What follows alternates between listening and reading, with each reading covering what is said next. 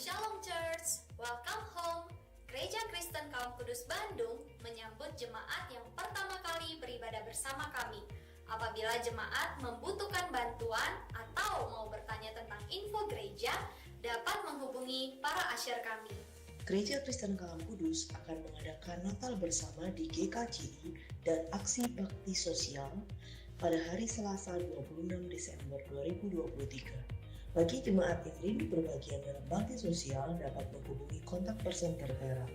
Bagi jemaat yang rindu berbagian dalam pelayanan baik sebagai PIC ibadah, pelayan mimbar, pelayan multimedia, announcer, soundman, ataupun asyir, boleh langsung saja menghubungi saya, Majelis Felicia, dan rekan saya, Majelis Ilah, pada nomor tertera. Gereja telah membuka kembali pelatihan paduan suara dari anak hingga dewasa. Mari mendaftarkan diri berlatih menyanyi dan melayani bersama dalam choir. Jemaat yang rindu untuk mendukung gereja melalui dana dapat memberikan persembahan secara fisik melalui amplop persembahan maupun secara online dengan scan barcode berikut. Gereja Kristen Kaum Kudus Bandung rindu senantiasa berkembang dan menjadi lebih baik. Bagi jemaat yang memiliki saran atau ide, silakan mengisi form pada link berikut. Sekian warta minggu ini, selamat beribadah, happy Sunday, God bless.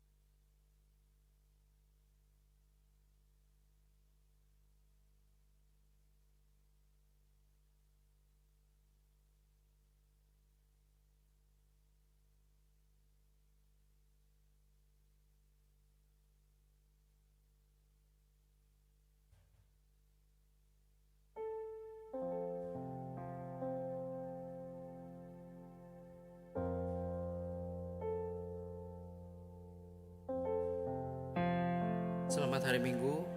Pada hari ini kita ada di Minggu Advent yang keempat. Minggu Advent yang keempat, lilin damai sejahtera. Be peaceful dalam badai, tetap damai.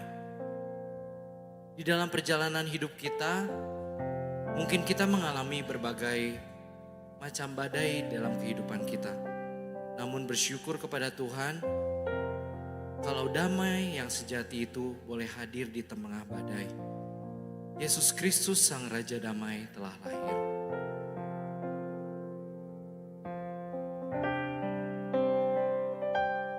Kala ku cari damai, hanya ku dapat dalam Yesus.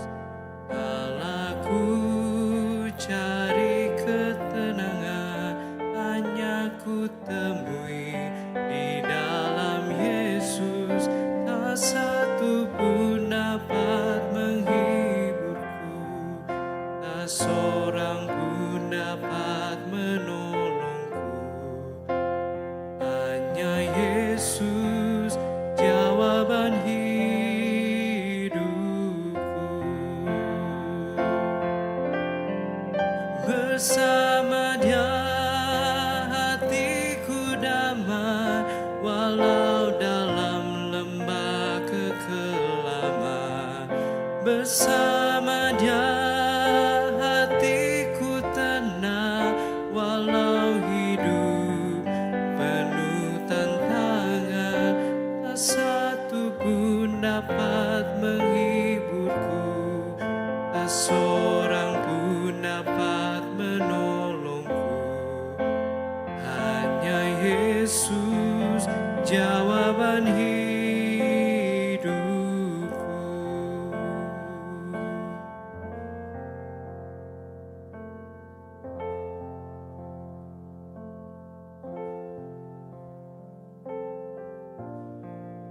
Zakaria 9 ayat 9. Bersorak-soraklah dengan nyaring. Bersorak-soraklah hai putri Yerusalem. Lihat, rajamu datang kepadamu.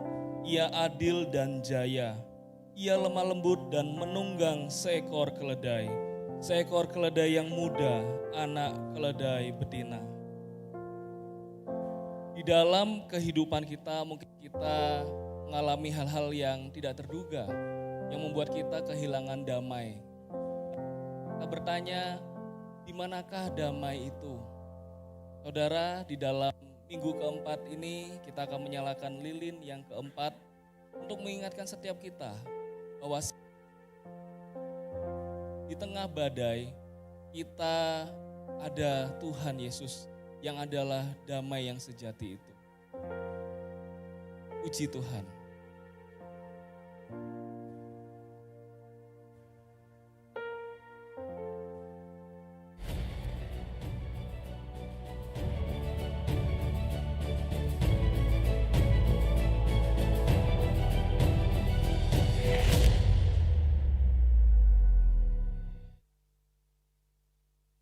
Shalom saudara sekalian dikasihi Tuhan. Kita bersyukur saudara, kita di minggu keempat pas 1 hari sebelum Natal tanggal 25. Kita bersyukur saudara, saya harap setiap kita ada sukacita ya, amin. Saudara, kita sama-sama kita akan menyambut Natal dan biarlah setiap kita sungguh ada damai yang sejati daripada Tuhan Yesus. Saudara, sebelum kita mulai ibadah ini, saya mau ajak kita berdiri. Kita sapa saudara kita yang datang. Mungkin ada yang baru dari liburan. Kita bisa apa ya? Selamat datang, selamat beribadah, selamat menjelang Natal. Yuk kita bersukacita bersama ya. Kalau bisa minimal 5 orang ya saudara. Jadi kalau udah sekelilingnya kurang, keluar ya. Keluar kursinya sementara, kita sapa, kita bisa toast ya. Mungkin yang lama gak ketemu, kita bisa sapa mereka saudara ya.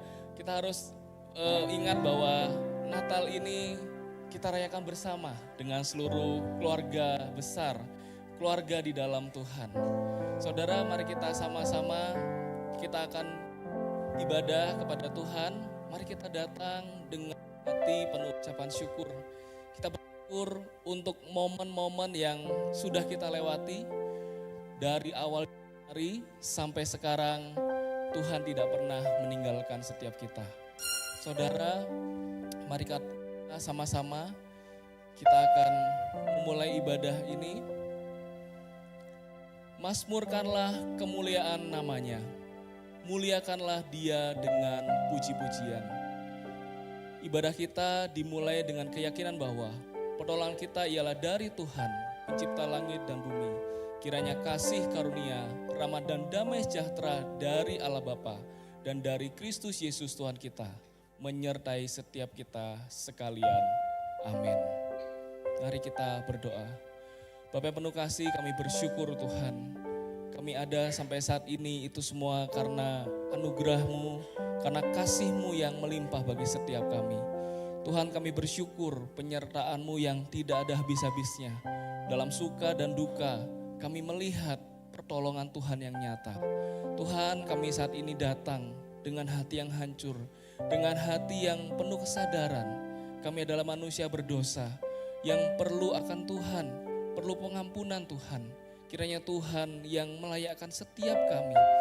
Kiranya Tuhan juga yang mengampuni segala dosa-dosa yang kami lakukan. Baik apa yang kami pikirkan, apa yang kami katakan, dan yang kami lakukan yang tidak berkenan dan melukai hati-Mu. Tuhan, kami rindu untuk setiap kami Tuhan lawat. Bila Tuhan juga yang menjamah setiap kami.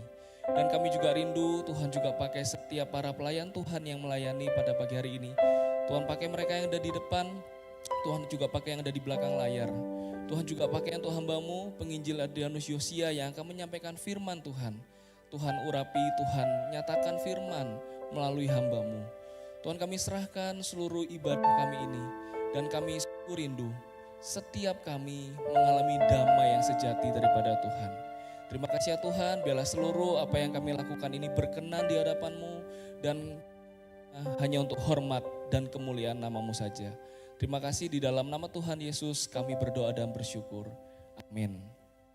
Saudara, setiap kita orang-orang yang telah menerima anugerah Tuhan dan diampuni dosanya, seperti firman Tuhan yang berkata, karena dialah damai sejahtera kita yang telah mempersatukan kedua belah pihak dan yang telah merubuhkan tembok pemisah, yaitu perseteruan. Mari kita sama-sama ikrarkan pengakuan iman rasuli bersama dengan seluruh orang percaya di segala tempat, segala zaman dan segala situasi yang berbunyi demikian. Aku percaya kepada Allah, Bapa yang Maha Kuasa, Khalik langit dan bumi, dan kepada Yesus Kristus, Anaknya yang tunggal Tuhan kita, yang dikandung dari Roh Kudus, lahir dari anak darah Maria, yang menderita sengsara di bawah pemerintahan Pontius Pilatus, disalibkan, mati dan dikuburkan, turun ke dalam kerajaan maut. Pada hari yang ketiga, bangkit pula dari antara orang mati, naik ke sorga, duduk di sebelah kanan Allah, Bapa yang Maha Kuasa, dan dari sana Ia akan datang untuk menghakimi orang yang hidup dan yang mati. Aku percaya kepada Roh Kudus, gereja yang kudus dan persekutuan orang kudus, pengampunan dosa, kebangkitan tubuh dan hidup yang kekal. Selamat beribadah. Halo, selamat pagi semuanya. Shalom. Mari kita bersama dengan malaikat di surga kita mau nyatakan kemuliaan, sebab Dia Raja yang mulia telah datang ke dunia.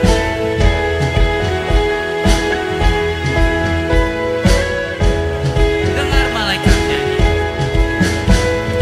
Dengar malaikat nyanyi, suaranya berkumandang,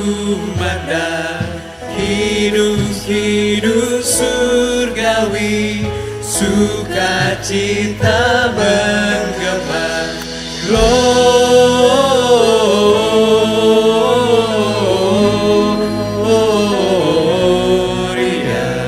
mulia bagi Allah, gloria,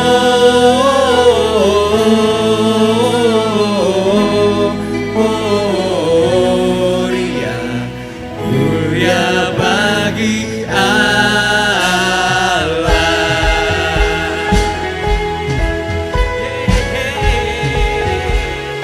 Gembala di padang gelap, gembala di padang gelap sedang jaga dombanya, dengar berita suka bagi segala bangsa. Gloria, gloria,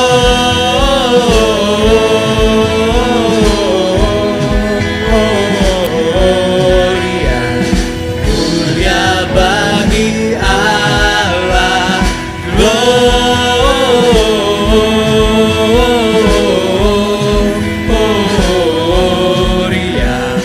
mulia bagi Allah.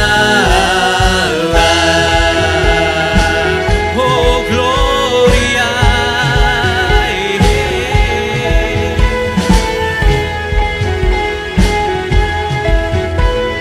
mari kita sama-sama datang ke Betlehem, bersama ke Betlehem, bersama ke Betlehem, melihat bayi mulia bertelur dan menyembah Juru Selamat manusia. Mari kita sama-sama katakan,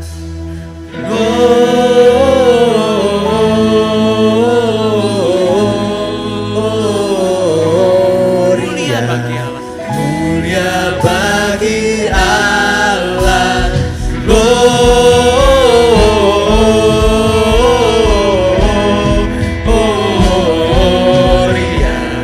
mulia bagi Allah, gloria.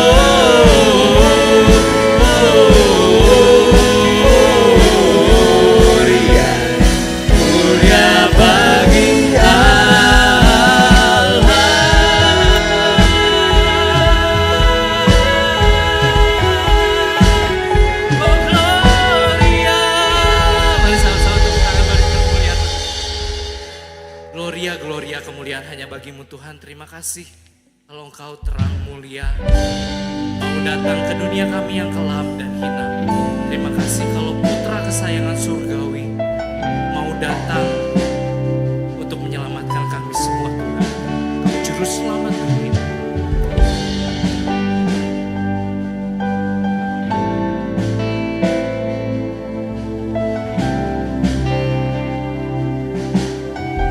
Dalam terang ya Ella, dalam terang yang ilahi, Raja damai telah lahir, genap rencananya di dalam dunia. Putra Tunggal Maha Kudus, Putra Tunggal Maha Kudus, satu-satunya penebus, datang ke dunia sebagai jawaban.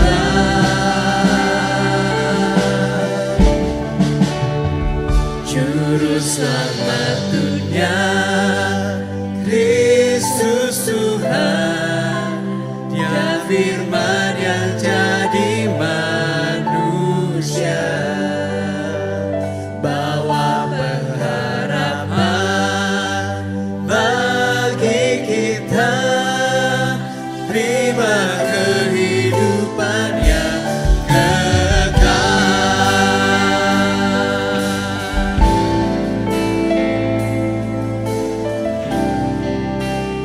Al-Masih yang Maha Mulia, Al-Masih yang Maha Mulia, penuh kuasa sempurna, Kau sungguh layak, sungguh layak terima segala pujian.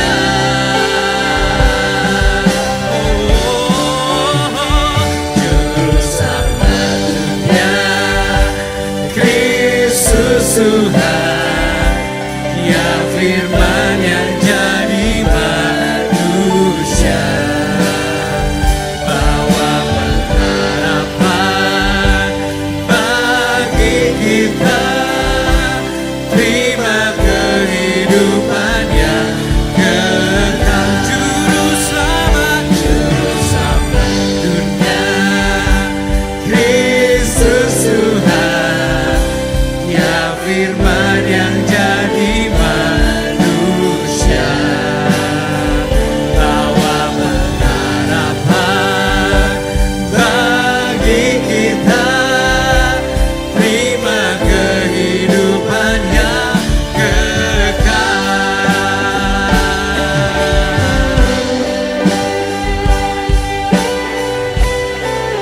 Oh, Kau juru selamatku, Kau firman yang jadi manusia,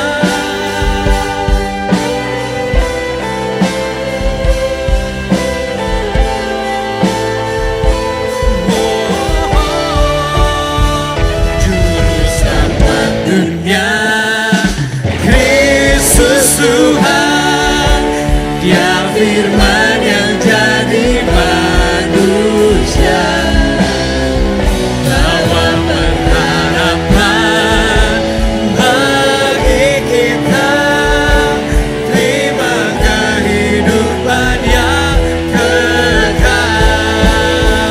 Juru selamat dunia, Kristus Tuhan, Dia firman yang jadi manusia,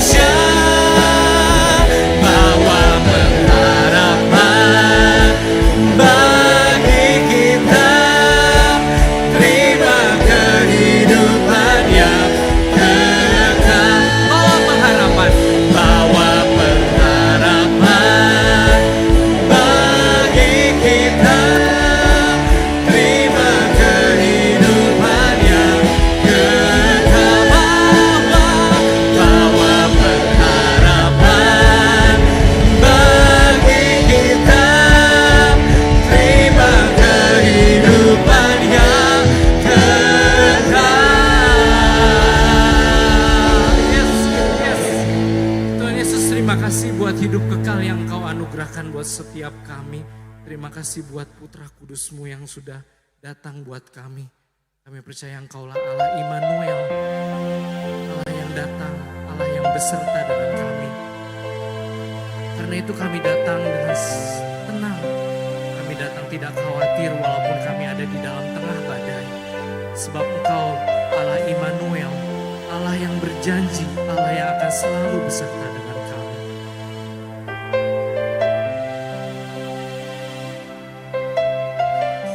Lingkupiku.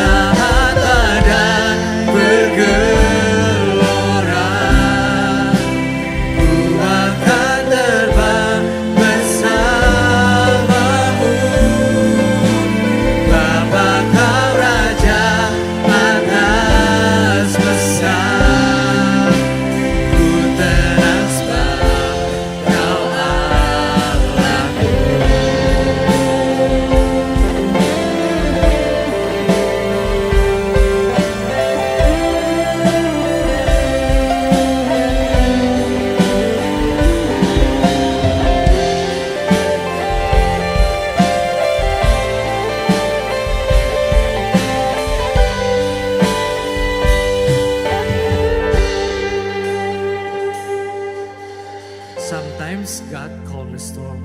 Sometimes God won't calm the storm because He want to calm His child. Terkadang Tuhan mau menenangkan badai dalam hidup kita. Namun terkadang Tuhan tidak menenangkan badai dalam hidup kita karena Ia ingin kita tenang. Ia ingin kita duduk dekat dengannya. Ia ingin kita berserah dan mengetahui bahwa Dialah Tuhan kita dan Tuhan Allah kita yang berkuasa. Lingkupiku Dengan sayangmu, dengan sayapmu, naungiku dengan kuasa-Mu, dengan kuasa-Mu. ini iman percaya kami Tuhan. Saat badai bergelora, ku akan terbang bersama. Katakan sama-sama Bapa. Bapa kau raja atas semesta, ku tenang sebab kau Allahku. Ku tenang. Ku tenang sebab kau Allahku. Di saat badai bergelora, ku akan terbang bersamamu.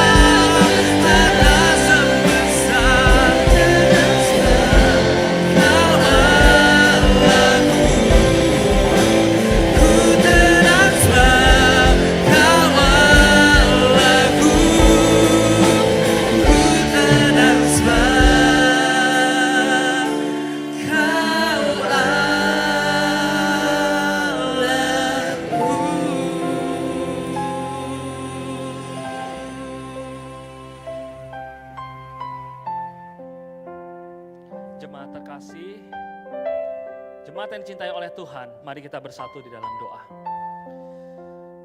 Benar Tuhan, seperti lagu yang baru kami utarakan tadi, yang kami nyanyikan dengan sepenuh hati kami, bahwa kami bisa tetap tenang dalam setiap konflik yang ada, kami bisa tenang dalam setiap permasalahan yang membelenggu hidup kami.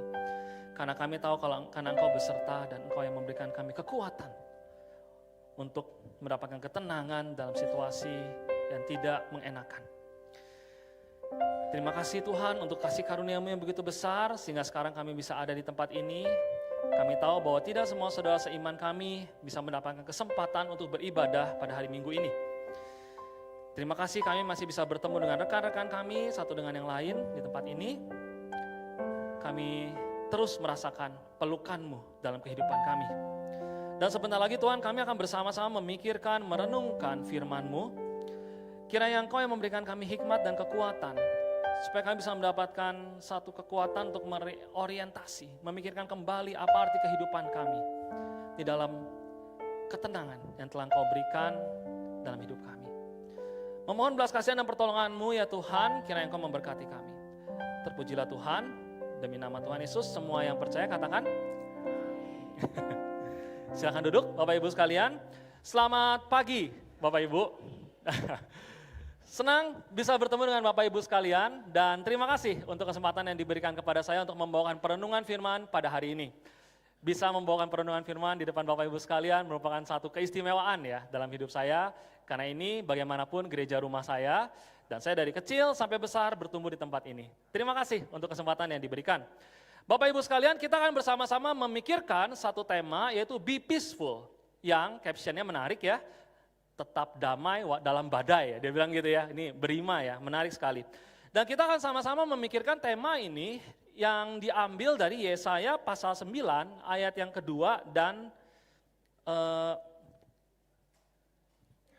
sebentar.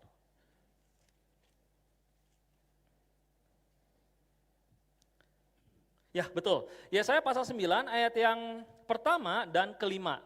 Dalam Alkitab yang saya pakai ternyata dia geser satu ayatnya ya. Jadi saya akan bacakan untuk kita semua, Yesaya pasal 9 ayat yang pertama dan kelima. Saya akan bacakan bagi kita sekalian dan saya meminta Bapak Ibu untuk memperhatikan teksnya ya ketika saya membacakan dua ayat ini bagi kita sekalian. Saya akan membacakannya.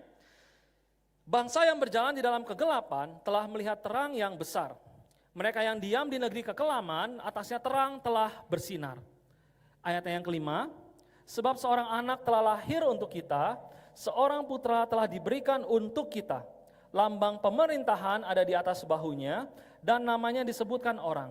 Penasehat ajaib, Allah yang perkasa, Bapa yang kekal, Raja damai. Sedemikian jauh pembacaan firman Tuhan. Bapak Ibu sekalian, kalau misalnya sekarang bisa kita mencoba mencari tahu ya, misalnya ada pertanyaan yang bagi saya menarik untuk ditanyakan pada zaman ini adalah, kira-kira kalau misalnya kita bisa menyimpulkan apa yang menjadi roh zaman ini, gitu ya. Ya kalau bisa saya katakan satu kata apa yang dapat menyimpulkan apa yang menjadi perbincangan mungkin ya, atau apa yang menggambarkan keadaan pada zaman ini, mungkin salah satunya adalah kecemasan, Bapak Ibu sekalian. Nah, satu buku tahun 2019 yang ditulis oleh Jürgen Moltmann, ini seorang teolog reform dan sampai sekarang masih hidup ya. Dan dia pandangannya cukup banyak dipakai, misalnya kalau di WCC misalnya. Dia menulis buku yang judulnya The Spirit of Hope ya. Nah di bab pertama itu menarik ya, dia membahas bagaimana dunia ini sebenarnya saat ini sedang dicengkram oleh kecemasan, dia bilang. Nah lalu dia menggambarkan situasi kecemasan ini lewat satu gambaran figuratif gitu ya, figuratif kayak gambaran yaitu katanya dia bilang cengkraman kecemasan itu seperti kematian yang menggenggam dunia, dia bilang begitu. Menarik ya penggambarannya ya, kematian yang menggenggam dunia, melingkupi dunia ini. Nah pertanyaannya mengapa bisa demikian? Nah Moltmann menyatakan secara global terutama di dunia ini ada 4 hal yang menjadi ancaman. Yang pertama ancaman perang nuklir, dia bilang begitu. Jadi Bapak Ibu sekalian mungkin kita tahu ya di beberapa negara di dunia ini, negara adikuasa, mereka punya senjata nuklir, termasuk seingat saya Korea Utara juga, setahu saya. Dan ini jadi ancaman, karena kalau ada satu negara yang meluncurkan senjata nuklir negara lain, maka bisa dipastikan bahwa negara yang lainnya yang punya senjata nuklir itu dia akan meluncurkannya ya. Nah, ada imajinasi populer misalnya kalau Bapak Ibu senang nonton film, ada kayak Book of Eli, nonton, sempat nonton, teman-teman yang muda misalnya.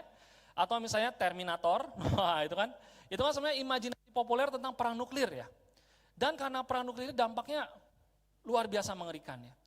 Nah makanya bagi Moltmann dia bilang, kematian itu sudah seakan-akan di ambang muka kita dia bilang. Di depan satu tombol itu katanya begitu ya. Itu ancaman yang pertama. Ancaman yang kedua, Moltmann mengamati, dunia ini saat ini sedang dicengkram juga oleh pemanasan global ya. Nah ini mungkin beberapa waktu terakhir ini jadi satu wacana publik ya, pemanasan global ya, yaitu satu fenomena yang mana meningkatnya suhu bumi ya, sekitar 1,5 ya, sekarang udah 1,5 derajat, dan nanti kalau ini maksudnya kalau terus menerus seperti ini nanti bisa 2 derajat ya. Dan dampaknya apa dari pemanasan global dan sekarang sudah pendidihan global ya, orang bilangnya global boiling misalnya, dampaknya apa? Luas. Sekarang misalnya mulai terasa Bapak Ibu ya, kalau dulu waktu kita mungkin di SMA itu sempat mendengar kalau di Indonesia ini musimnya 2 ya, hujan, kemarau ya kan. Nah sekarang kan kita mulai merasakan kekeringan yang panjang misalnya ya, atau kadang-kadang hujan ya mungkin di kita kekeringan, di wilayah lain misalnya hujannya terus menerus misalnya. Atau misalnya kalau Bapak Ibu sempat mendengar di pinggir pantai ada coral bleaching ya, jadi memutihnya koral misalnya. Nah ini situasi-situasi yang memang keluar karena pemanasan global misalnya. Lalu situasi yang ketiga, yang misalnya si Moltmann ini coba katakan masalah ketimpangan dan kemiskinan ya. Nah mungkin Bapak Ibu makin kerasa sekarang ya, situasi makin sulit dan ketimpangan makin kerasa misalnya. Nah dalam salah satu, seingat saya pertemuan ya kayak konferensi gitu, ada satu rekan yang, ya ini jadi contoh, dia pakai contoh di Kelapa Gading misalnya di Jakarta ya. Jadi itu menarik, ada satu wilayah yang elit sekali, tapi di wilayah yang sama juga ada wilayah yang kumuh sekali misalnya. Dan misalnya dalam kasus saya tinggal di wilayah Cengkareng di Jakarta misalnya, memang hal itu terjadi ya. Jadi ada satu wilayah perumahan yang megah, tapi di samping-sampingnya banyak wilayah yang kumuh juga begitu ya. Ada problem ketimpangan. Dan yang terakhir, nah Moltmann bilang, ternyata terlepas dari 3 hal ini, begitu ya, ada masalah kecemasan ya. Bapak Ibu kita baru melewati COVID-19 kemarin, misalnya begitu kan, dan kita tahu ada banyak berita tuh ya, bunuh diri misalnya. Atau misalnya banyak kisah yang itu ya depresi, misalnya orang-orang karena yang waktu COVID ya. Dan misalnya tidak hanya itu Bapak Ibu sekalian, nah mungkin ini tidak melanda kita, rekan-rekan yang dewasa, tapi yang menarik ada satu penelitian yang bilang, terutama dalam generasi Gen Z ya, generasi yang baru ini atau generasi Alpha misalnya, semakin banyaknya anak-anak ini atau rekan-rekan ini menggunakan handphone sebenarnya, digital technology begitu ya, ternyata kecemasannya tambah tinggi gitu ya, anxiety ya, cemas. Nah dari gambaran yang Moltmann ini mau katakan yang saya ingin bilang, kita ini, dunia ini sedang dilanda kecemasan. Nah tapi mungkin Bapak Ibu pikir loh, jauh banget ya gitu ya, global warming, perang nuklir, itu kan jauh banget dari kita. Nah mungkin saya mencoba ya, mereka ulang apa yang dikatakan di sini dalam konteks kita sehari-hari mungkin. Kecemasan dalam konteks kita mungkin bisa dirasakan seperti apa Bapak Ibu? Yang pertama, mungkin harga pangan naik ya.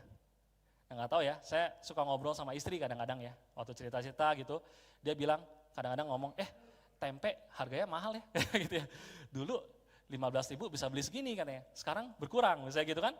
Ada inflasi ya, nggak tahu Bapak Ibu merasakan atau enggak. Atau misalnya yang paling kita gampang rasakan misalnya naiknya BBM, betul ya? Itu kan mulai kerasa tuh ya kalau naik BBM ya. Nah atau kalau Bapak Ibu yang suka belanja online, sekarang mulai terasa nggak promo-promonya Shopee misalnya gitu, GoFood misalnya gitu ya, mulai berkurang, begitu kan? Nah mulai kerasa sulitnya ya, atau mungkin Bapak Ibu sekarang yang sedang mencari kerja, Bapak Ibu mulai melihat bahwa kok susah sekali mencari kerja ya. Jadi lihat ada 2 level ya, satu level global, satu level lokal. Apakah ada keterkaitannya? Ada, jauh ya, bisa pendek begitu. Misalnya contoh sederhananya masalah pemanasan global, BMKG baru aja merilis ya berita pada beberapa waktu ini, kalau pemanasan global ini terus berjalan, misalnya bisa jadi ada kelangkaan pangan, dia bilang, krisis pangan kan, gagal panen. Kalau misalnya gagal panen artinya apa? Mulai nanti bakal susah makan, misalnya begitu ya. Kalau susah makan artinya apa? Ada inflasi nanti kan, kenaikan harga karena barang-barangnya susah didapat misalnya. Nah Bapak Ibu sekalian, saya tidak mau menakut-nakuti, tapi sekali lagi yang saya pengen coba tunjukkan, baik level global ataupun level lokal, kita sekarang memang sadar atau tidak sadar, suka atau tidak suka, kita memang sekarang sedang diliputi kematian ini sebenarnya. Setiap harinya kita bergumul di dalam situasi yang sulit ini. Karena itu saya berpikir dampaknya dalam situasi yang sulit, konflik terjadi. Suami istri mungkin bertengkar terus misalnya. Ya karena susah uang misalnya begitu ya. Atau misalnya katakanlah dalam dunia kerja misalnya. Bahan baku semakin susah didapat misalnya, akhirnya harus berpikir lebih keras misalnya. Toko misalnya begitu ya, mungkin langka barang misalnya kan, makin sepi misalnya karena orang nggak bisa membeli barang yang kita tawarkan misalnya.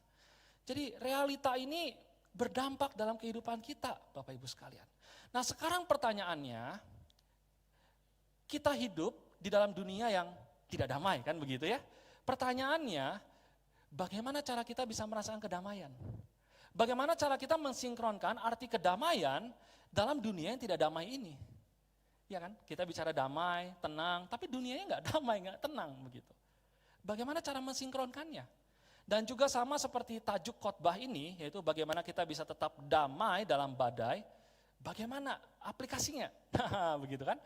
Kita akan sama-sama memikirkan ini, kita akan merenungkan ini, dan harapannya kita bisa mendapatkan sekelumit jawabannya, walaupun kita bisa tidak mendapatkan semua begitu ya penjelasannya. Bapak Ibu sekalian bicara tentang ketidakdamaian, begitu ya. Tadi kan saya jelaskannya global dan lokal dalam konteks sekarang ya. Tapi berbicara tentang problem ketidakdamaian ini, problem perang, kengerian begitu ya. Sebenarnya hal ini sudah terjadi dari dulu Bapak Ibu sekalian. Termasuk di kitab Yesaya yang sudah kita baca. Jadi dalam kitab Yesaya yang kita baca ini sebenarnya dia nubuatan ya. Nah saya yakin Bapak Ibu pasti sudah pernah mendengar ini. Setiap Natal kita sering ini ya, pakai ayat ini. Dan ayat ini memang nubuatan.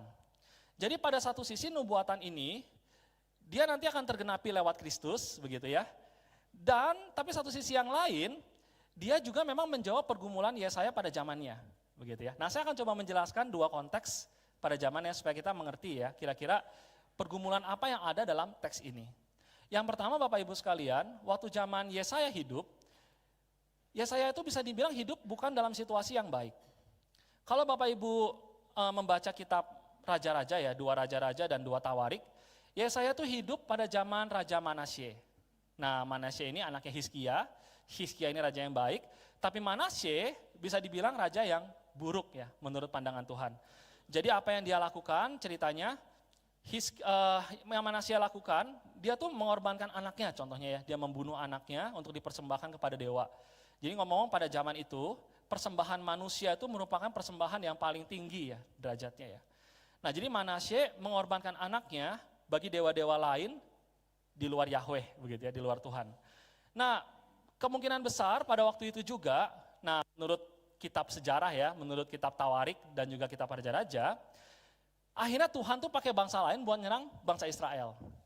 Nah Bapak Ibu bisa dapat gambarannya dari perang di Israel, yang sekarang ya Israel Palestina misalnya, atau Ukraina Rusia, kan kita lihatnya banyak ini ya, kayak potongan-potongan beritanya, situasinya tidak mengenakan ya.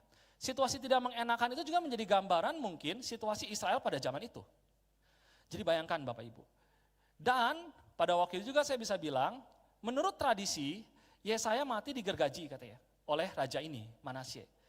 Jadi bisa dibilang, gambaran yang saya mau bilang, ketika firman ini, atau ketika Yesaya mengucapkan teks ini, dia tidak dalam situasi yang mudah. Oke ya, situasinya sulit. Nah, tadi kan saya bilang, ini juga merupakan nubuatan ya. Dan nubuatan ini, atau nubuatan yang dari Yesaya ini, digenapi oleh Yesus nih ya. Jadi waktu dibilang, bangsa yang akan berjalan dalam terang dan kegelapan melihat terang yang bersinar. Nah terangnya itu siapa? Yesus kan begitu yang telah datang dalam dunia begitu ya 2000 tahun lalu. Nah yang menarik ketika Yesus datang ke dalam dunia situasinya pun tidak baik. Nah berdasarkan sejarah, berdasarkan kajian sosiopolitik ya pada zaman itu, Yesus hidup pada masa penjajahan ya. Jadi waktu itu orang Israel dijajah sama bangsa Romawi dan Bapak Ibu sekalian mereka gak bisa sembarangan. Misalnya kayak salah ngomong aja, misalnya kalau salah ngomong gitu ya, prajurit Romawi bisa datang ke rumah, menangkap mereka dan mungkin bisa disiksa tuh. Bisa gitu ya, karena pengkhianatan misalnya. Dan tidak hanya itu misalnya, pada waktu itu misalnya orang-orang Romawi sering pakai ini ya, kayak latihan militer ya, kelihatan gitu ya. sama orang-orang Israel buat nunjukin apa? Kekuatan. Buat nunjukin kekuatan sama orang-orang Israel bahwa kamu tuh bangsa jajahan kami, begitu ya.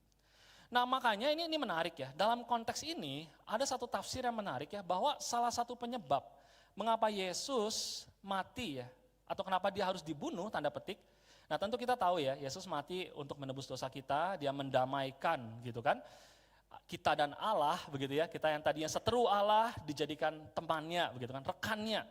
Nah dalam tafsir yang lain kalau kita melihat dari sisi orang Farisi misalnya, jadi waktu itu orang Farisi itu bisa dibilang sekelompok orang Yahudi yang masuk politik dan mereka mau cari kestabilan begitu ya. Nah dalam satu sisi kenapa Yesus harus dibunuh tanda petik ya, waktu Kayafas bilang kan lebih baik satu orang ini mati kan gitu ya dibanding satu bangsa menderita begitu. Nah tafsir itu ada yang bilang bahwa sebenarnya mereka takut kalau Yesus sampai jadi orang terkenal, misalnya sampai jadi raja tanda petik, nah orang Romawi bisa nyerang tuh, begitu ya, habis begitu. Jadi bisa dibilang Yesus itu nggak menguntungkan lah secara politik pada zaman itu. Nah tentu yang saya pengen bilang di sini bukan masalah politiknya atau yang tadi ya, tapi yang saya pengen bilang saya ingin menggambarkan bahwa situasi yang mana ketika Yesus datang itu bukan situasi yang baik juga. Begitu. Nah sekarang di sini ada semacam pertanyaan Bapak Ibu. Dalam firman ini, Yesus datang menggenapi. Sang damai yang sejati itu telah datang 2000 tahun yang lalu. Ya kan? Pertanyaannya, 2000 tahun sudah berjalan sampai zaman kita ini kan, tapi kok damai itu tidak ada, betul kan?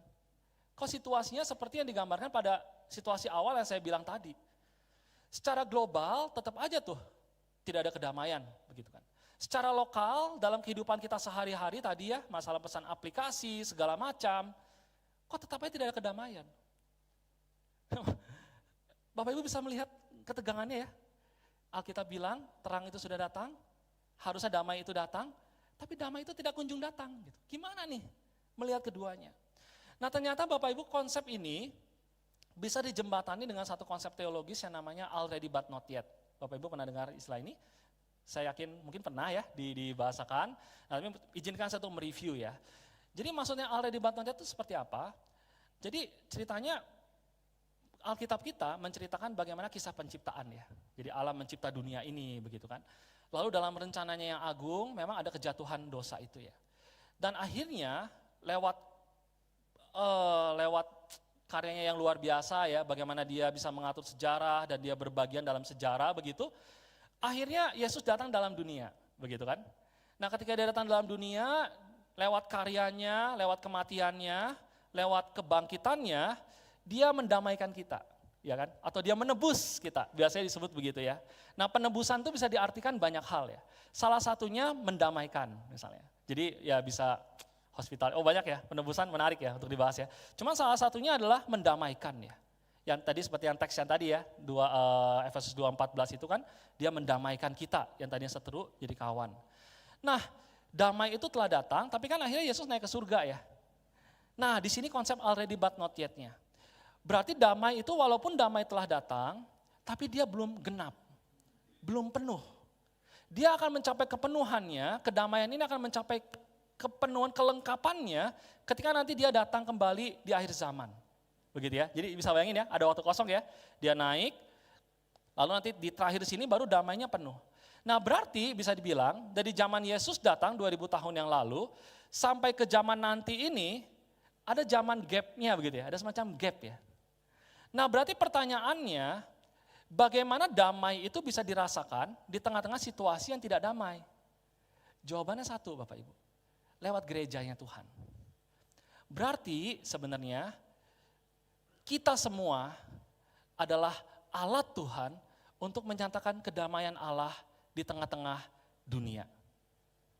Wah, mungkin saya agak cepat ya menjelaskannya ya. Jadi poinnya adalah yang saya pengen bilang, ternyata kedamaian itu, gitu ya, Yesus datang dulu, sang damai yang sejati itu, damai sejati itu bisa dinyatakan kepada dunia pada saat ini lewat siapa? Lewat kita. Nah, disinilah Bapak Ibu, pentingnya kehadiran kita untuk menyatakan kedamaian dalam situasi yang tidak damai. Nah, sekarang logikanya begini. Pada bagian awal, situasi yang tidak damai, situasi yang tidak nyaman itu kan sebenarnya membelenggu kita semua kan, betul ya. Nah sekarang jadi yang pertanyaannya adalah, apa yang membedakan antara orang Kristen sama bukan Kristen? Nah dalam konteks kita, dalam konteks yang Kristen, orang Kristen diminta untuk membawa damai. Nah kira-kira gitu ya logikanya. Dan sekarang pertanyaannya adalah begini, bagaimana cara membawa damainya? Frameworknya apa untuk membawa damai itu? Nah menurut saya Bapak Ibu sekalian, frameworknya ada di Yesaya pasal 9 ayat yang kelima. Nah kita lihat di sini, dikatakan di sana, sebab seorang anak telah lahir untuk kita, seorang putra telah diberikan untuk kita, lambang pemerintahan ada di atas bahunya, dan namanya disebutkan orang. Penasehat ajaib, Allah yang perkasa, Bapa yang kekal, Raja damai. Bapak Ibu sekalian, saya pikir ini yang menjadi framework kita. Nah saya akan coba kaitkan sedikit dengan yang already Batnotnya tadi. Bapak Ibu tadi kan saya bilang gereja itulah yang menyatakan damai itu ya. Bapak Ibu salah satu prinsip already Batnotiat ini adalah apa yang Allah lakukan itu menjadi cerminan apa yang kita lakukan dalam dunia. Berarti Bapak Ibu sekalian, kalau misalnya digambarkan di sini bahwa Allah adalah seorang penasehat ajaib, seorang konselor agung, misalnya begitu kan, berarti ini menjadi gambaran bagi kehidupan kita. Apakah kita sudah menjadi seorang konselor ya, tanda petik bagi orang-orang lain? Nah maksudnya gini, Bapak Ibu sekalian mungkin hal sederhana yang bisa dilakukan mendengar ya. Apakah selama ini mungkin kita banyak mendengar orang lain enggak?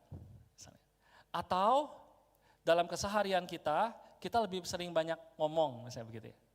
Nah padahal Bapak Ibu sekalian, nah berdasarkan studi ya, salah satu problem kecemasan itu mungkin bisa diselesaikannya dengan apa?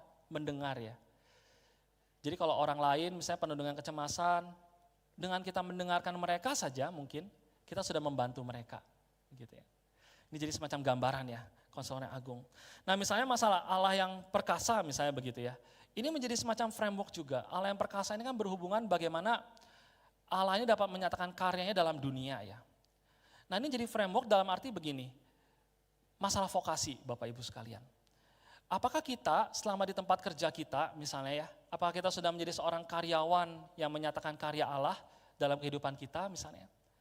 Apakah kita misalnya yang menjadi saintis, seorang pelajar misalnya, apakah kita sudah menjadi seorang pelajar atau ilmuwan yang menyatakan karya Allah di tengah-tengah dunia misalnya? Ini semacam framework ya.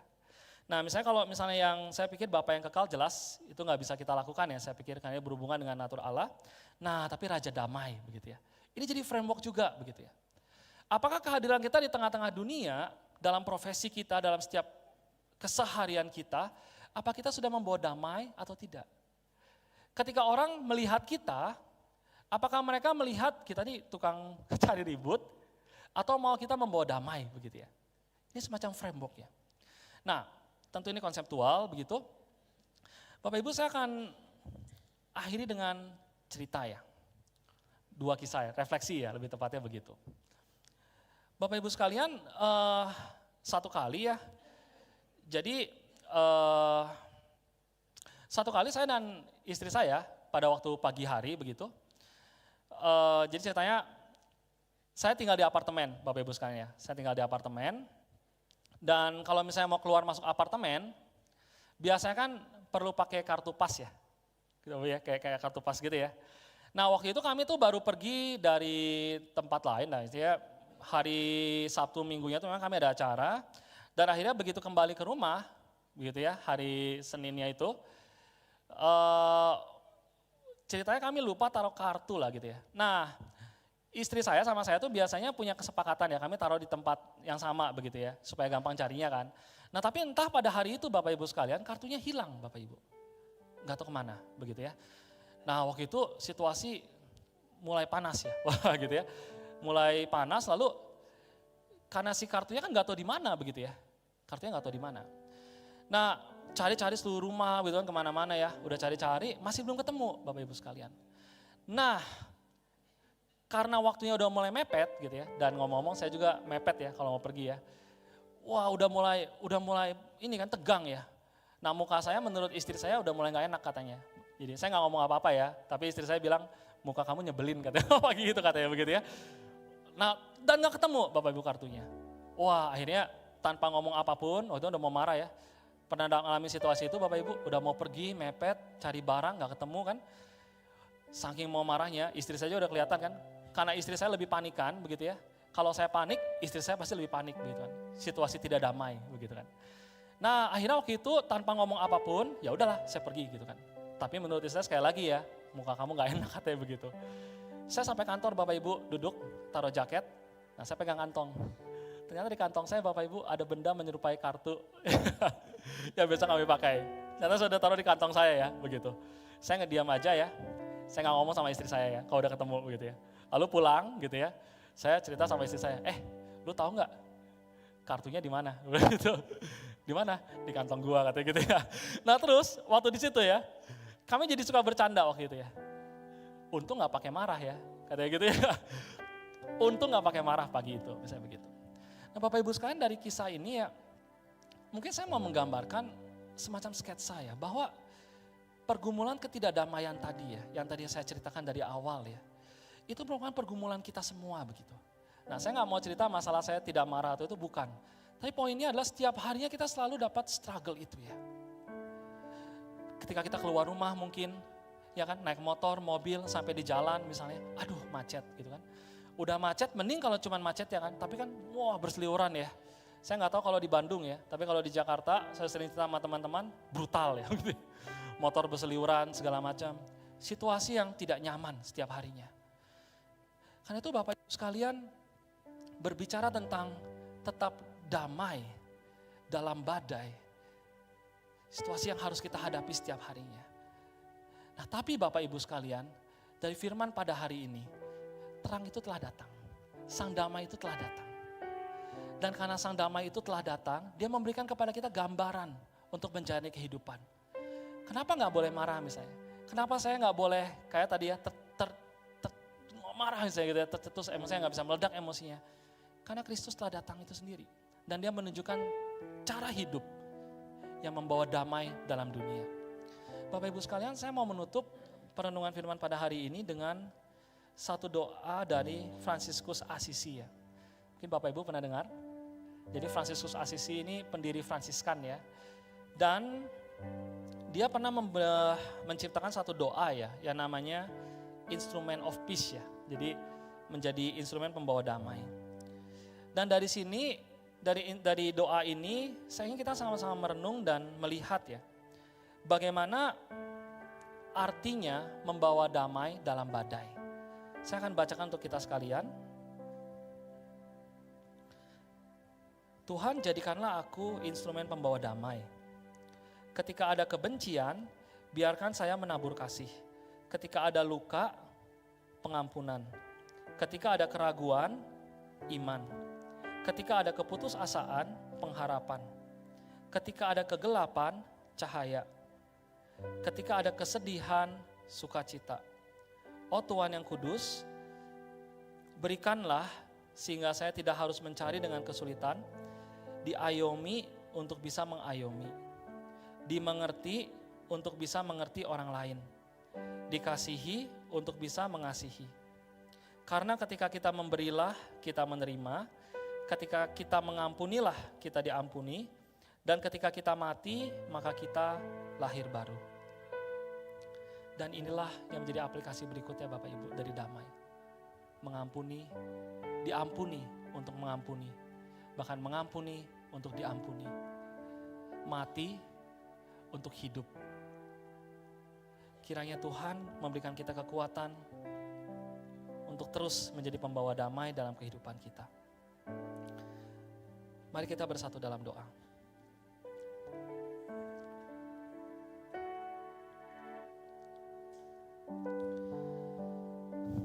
Tuhan Yesus, terima kasih untuk segala berkat-Mu dalam kehidupan kami. Terima kasih untuk kasih setia-Mu yang begitu besar. Terima kasih untuk pertolongan-Mu sehingga kami bisa ada sekarang sebagaimana kami ada. Kiranya Engkau yang terus membimbing dan menyertai kami. Kiranya Engkau yang terus memeluk kami, menolong kami hari demi hari, agar kami bisa terus membawa damai dalam keseharian kami. Tolong kami Tuhan, untuk menjadi saksi-Mu dimanapun kami berada. Kiranya Engkau yang terus menolong kami untuk membawa damai dimanapun kami berada. Demi nama Tuhan Yesus kami berdoa. Amin.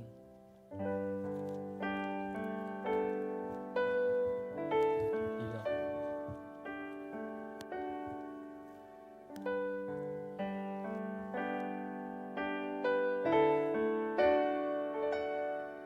Natal baru. Biarlah lagu ini boleh menjadi suatu rinduan bagi kita. Biarlah di Natal ini kita boleh belajar lagu ini. Lagu ini akan dibawakan oleh paduan suara di tanggal 25 besok. Kita mau sama-sama belajar, Revi.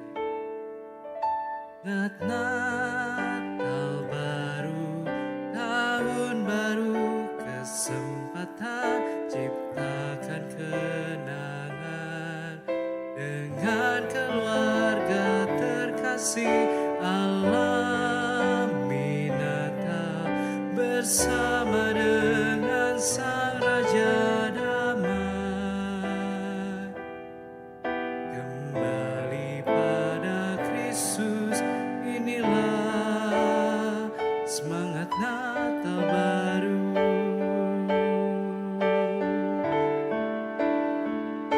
Semangat Natal baru, tahun baru, kesempatan ciptakan kenangan dengan keluarga terkasih.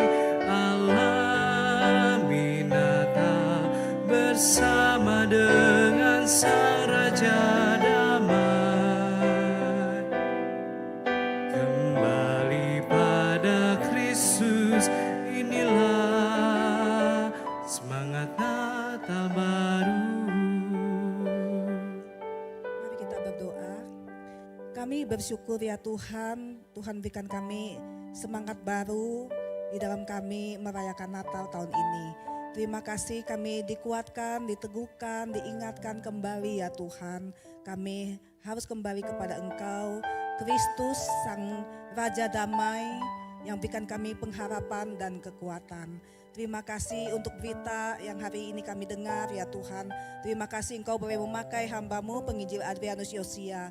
Tuhan pakai terus dia ya Tuhan dalam kehidupannya, pelayanan di sekolah di Jakarta bersama istri ya Tuhan, bahkan masa depan pelayanan Tuhan juga boleh pakai dimanapun penginjil Adrianus ini berada. Nama Tuhan ditinggikan dan dimuliakan, dan biarlah kami terus dikuatkan di tengah-tengah kami memasuki tahun yang baru. Kami tidak tahu apa yang akan terjadi, tetapi satu hal ya Tuhan, kami bisa berdamai, kami bisa hidup terus ya Tuhan bersandar kepada Engkau.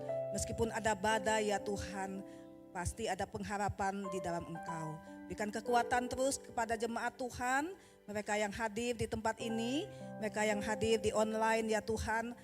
Berikan pengharapan dan kekuatan mereka yang harus bergumul di dalam hidup kesehari-hari ya Tuhan. Tidak tahu masa depan, ada yang sakit, ada yang bergumul usaha pekerjaan ya Tuhan, relasi yang kurang baik ya Tuhan.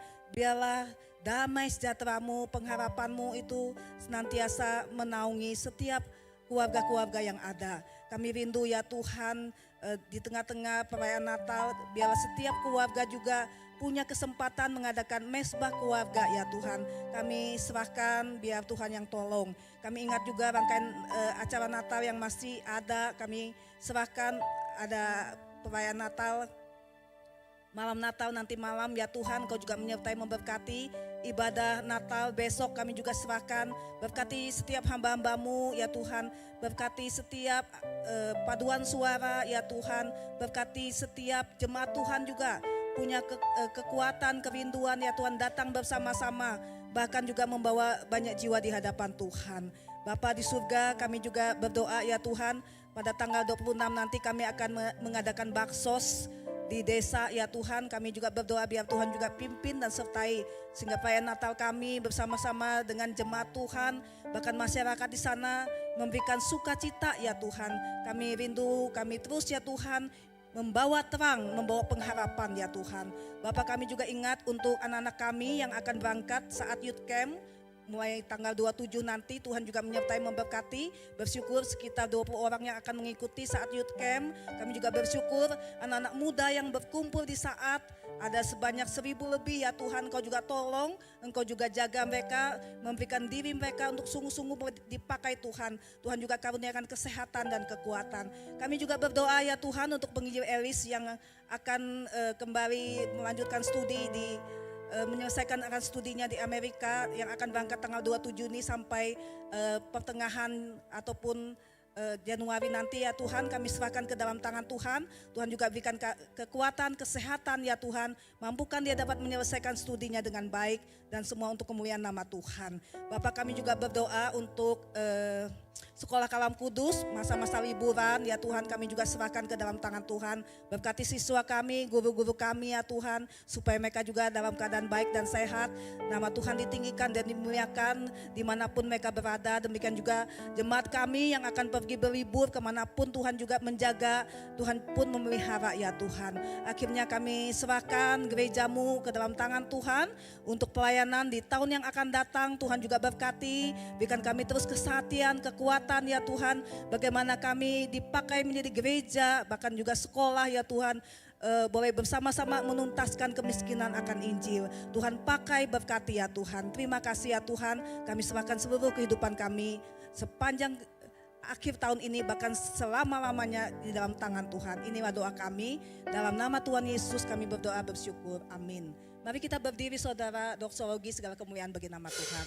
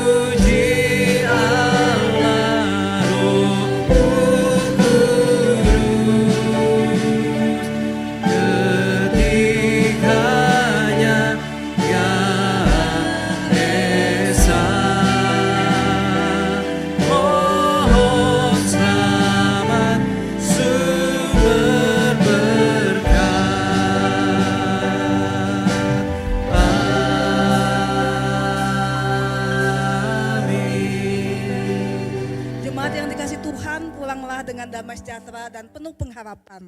Hadirkanlah damai sejahtera dan pengharapan itu ke tengah dunia yang hidup di dalam kecemasan. Dan sekarang arahkanlah hatimu dan terimalah berkat Tuhan. Kiranya kasih karunia dari Tuhan kita Yesus Kristus, kasih yang sempurna yang tidak pernah berubah dari Allah Bapa, kekuatan, pertolongan, bahkan kuasa dari Allah Roh Kudus beserta dengan saudara-saudara, memampukan saudara-saudara untuk sungguh-sungguh menggunakan apa yang sudah Tuhan berikan kepada engkau, menjadi terang, menjadi garam, membawa damai sejahtera, membawa pengharapan ke tengah dunia yang penuh dengan kegelapan, ke tengah dunia yang penuh dengan kecemasan. Mulai hari ini sampai Kristus Yesus datang kembali. Amin.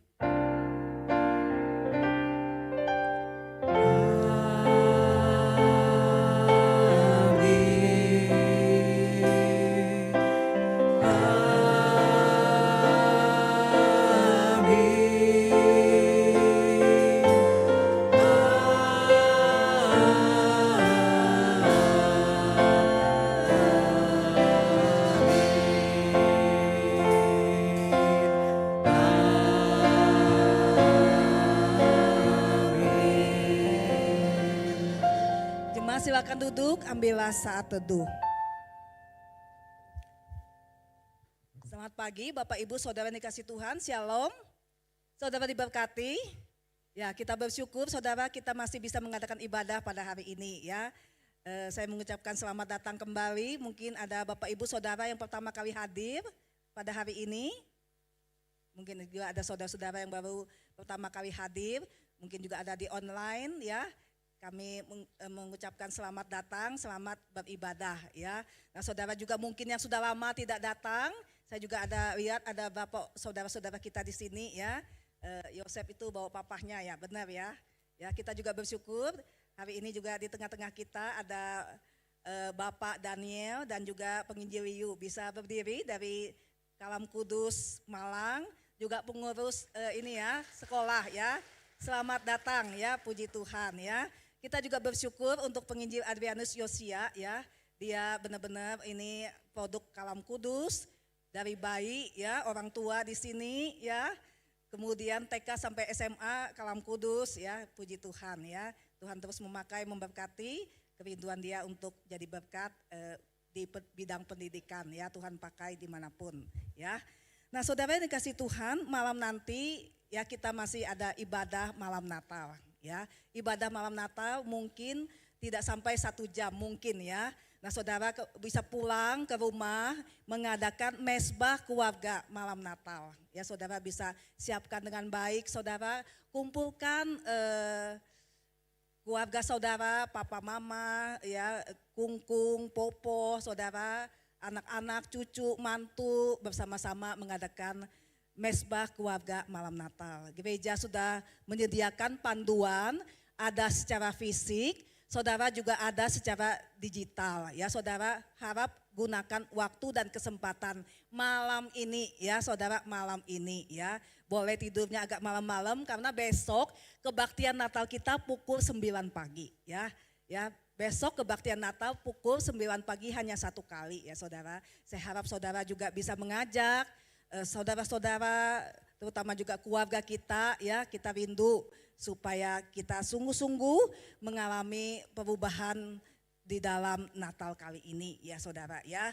Nah saudara doakan juga saudara ya, tanggal 26 hari Selasa kita ada bakso saudara di desa sekitar Sumedang. Itu ada gereja GJKI, Gereja Jemaat Kristen Indonesia ya. Kita bersyukur gereja ini sudah berdiri 2001 ya. Nah pernah dibakar saudara, tetapi puji Tuhan, Tuhan boleh menyertai sampai hari ini, boleh menjadi berkat. Nah bagi Bapak Ibu mau ikut saudara boleh ya, kita akan pergi hari Selasa kumpul di gereja pukul 7 pagi ya, pukul 7 pagi ya.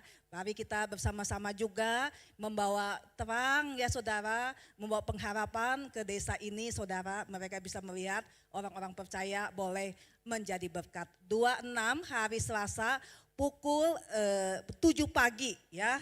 Nah saudara minggu depan kita masih ada kebaktian, minggu depan tanggal 31 ada kebaktian 2 kali, pukul 8 dan pukul 10.